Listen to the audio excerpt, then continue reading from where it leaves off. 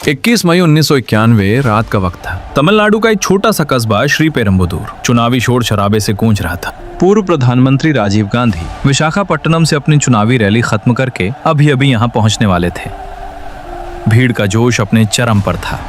हर कोई अपने नेता की एक झलक पाने को बेताब था। राजीव गांधी अपनी बुलेट प्रूफ गाड़ी से उतरे और मंच की तरफ बढ़ने लगे। वहां अंधेरा काफी था और धूल भी उड़ रही थी, लेकिन लोगों के उत्साह में कोई कमी नहीं थी।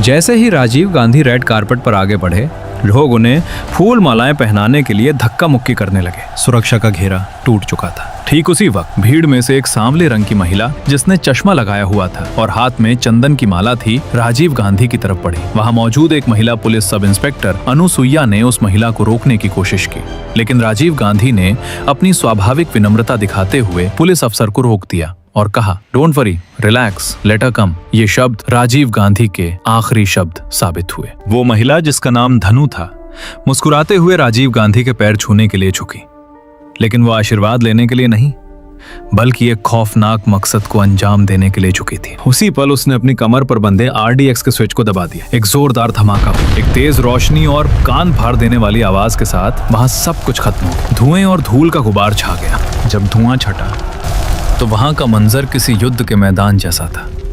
इस धमाके ने देश के सबसे युवा और उम्मीदों से भरे नेता के शरीर के इतने टुकड़े कर दिए थे कि उन्हें पहचानना नामुमकिन था। उनकी पहचान सिर्फ उनके पैरों में पहने लॉटो शूज और कलाई पर बंधी घड़ी से हो पाई। जब ये खबर दिल्ली पहुंची तो सन्नाटा पसर गया।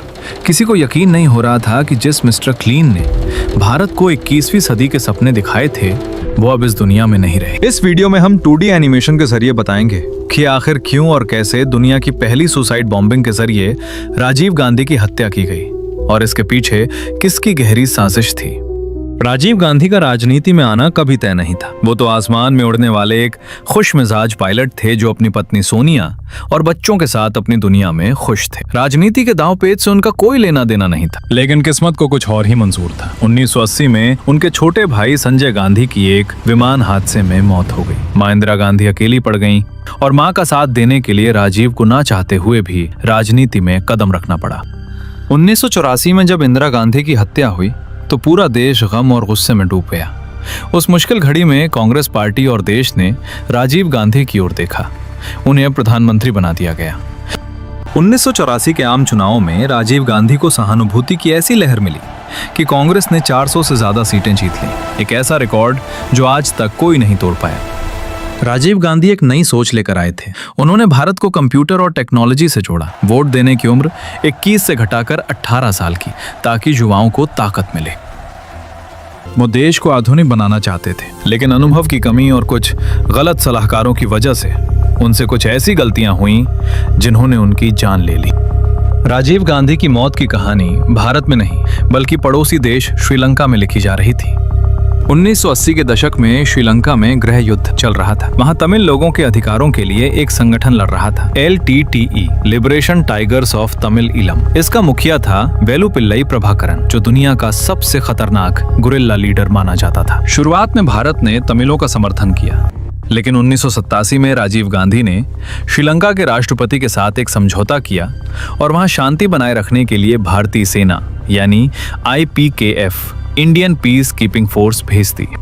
यही वो फैसला था जिसने सब कुछ बदल दिया। प्रभाकरन को लगा कि भारत ने उसे धोखा दिया है। जो भारतीय सेना उनकी रक्षा के लिए गई थी, अब वही LTTE से लड़ रही थी। श्रीलंका के जंगलों में भारतीय जवानों और LTTE के बीच खूनी जंग शुरू हो गई। इसमें हजारों तमिल नागरिक और भारतीय सैनिक मारे गए। प्रभाकरन के दिल में राजीव गांधी के लिए नफरत की आग धधकने लगी। उसने कसम खाई कि वो इस धोखे का बदला जरूर लेगा। 1989 में राजीव गांधी चुनाव हार गए और VP सिंह प्रधानमंत्री बने। उन्होंने श्रीलंका से भारतीय सेना को वापस बुला लिया, लेकिन प्रभाकरन का डर खत्म नहीं हुआ था। खुफिया रिपोर्ट्स कह रही थीं कि 1991 के चुनावों में राजीव गांधी फिर से जीत सकते हैं और प्रधानमंत्री बन सकते हैं। प्रभाकरन को डर था कि अगर राजीव वापस सत्ता में आए तो वो फिर से सेना भेजकर LTTE को खत्म कर देंगे। प्रभाकरन के लिए ये करो या मरो की स्थिति थी, इसलिए जाफना के घने जंगलों में एक बेहद गुप्त फरमान जारी हुआ, राजीव गांधी को रास्ते से हटा दो। राजीव गांधी को मारना आसान नहीं था। वो भारत के सबसे सुरक्षित व्यक्तियों में से एक थे। हालांकि पद से हटने के बाद उनकी एसपीजी सुरक्षा हटा ली गई थी। इस काम के लिए एलटीटी ने एक ऐसा तरीका चुना जो उस वक्त दुनिया के लिए बिल्कुल नया था, मानव बम। इस साजिश का मास्टरमाइंड था शिवरासन, जिसे वन आइड जैक भी कहा जाता था क्योंकि उसकी एक आंख नकली थी। उसने एक टीम तैयार की। इसमें शामिल थी धनु, जिसने खुद को बम से उड़ाने की जिम्मेदारी ली, और शुभा, जो बैकअप के तौर पर थी। साजिश इतनी गहरी थी कि मुख्य हत्यारों को भी आखिरी वक्त तक यह नहीं बताया गया था कि निशाना कौन है। हत्या से कुछ दिन पहले 7 मई 1991 को इन लोगों ने वीपी सिंह की एक रैली में ड्राई रन किया। धनु वहां वीपी सिंह के पैर छूने में कामयाब रही। इससे उनका हौसला बढ़ गया। उन्हें यकीन हो गया कि भारत में नेताओं के पैर छूना एक आम परंपरा है और सुरक्षा कर्मी इसे ज्यादा गंभीरता से नहीं लेते। तारीख तय हुई 21 मई 1991। जगह चुनी गई श्री पेरम्बुदूर। 21 मई की सुबह शिवरासन, धनु और शुभा अपनी योजना को अंजाम देने के लिए तैयार थे। धनु ने अपने कपड़ों के नीचे एक खास तरह की बेल्ट पहनी हुई थी। यह कोई साधारण बेल्ट नहीं थी। इसमें 6 ग्रेनेड्स रखे हुए थे जिनमें RDX भरा था और उसके ऊपर 10,000 स्टील के छर्रे चिपकाए गए थे ताकि धमाका होने पर यह गोलियों की तरह चारों तरफ फैले और ज्यादा से ज्यादा नुकसान पहुंचाए। शाम को वे बस से श्री पेरम्बुदूर पहुंचे। रैली स्थल पर सुरक्षा के इंतजाम बहुत कमजोर थे। मेटल डिटेक्टर्स खराब पड़े थे और रोशनी की भी पर्याप्त व्यवस्था नहीं थी। रात के करीब 10 बजे राजीव गांधी का काफिला वहां पहुंचा। जैसे ही वो गाड़ी से उतरे, आतिशबाजी शुरू हो गई। वो धीरे धीरे मंच की तरफ बढ़े। वो रास्ते में खड़े लोगों से हाथ मिला रहे थे, बच्चों को गोद में उठा रहे थे। वो अपनी मौत की तरफ बढ़ रहे थे, लेकिन उनके चेहरे पर वही पुरानी मुस्कान थी। धनु लाइन में खड़ी थी। जैसे ही राजीव उसके करीब आए, वो आगे बढ़ी। जैसा कि हमने वीडियो की शुरुआत में बताया, महिला पुलिसकर्मी ने उसे रोका, लेकिन राजीव ने उसे आने दिया। धनु ने झुककर उनके पैर छुए और फिर वहां एक जोरदार धमाका हुआ। धमाका इतना शक्तिशाली था कि राजीव गांधी समेत वहां मौजूद 14 लोगों की मौके पर ही मौत हो गई। जो मंजर वहां था उसे शब्दों में बयान नहीं किया जा सकता। राजीव गांधी की हत्या की खबर जंगल की आग की तरह फैली। दिल्ली में कांग्रेस नेताओं के बीच हड़कंप मच गया। सोनिया गांधी, जिन्हें हमेशा से डर था कि राजनीति उनके पति की जान ले लेगी, उनका सबसे बुरा सपना सच हो चुका था। पूरे देश में शोक की लहर थी, लेकिन साथ ही एक गुस्सा भी था। शुरू में किसी को समझ नहीं आया कि यह किसने किया।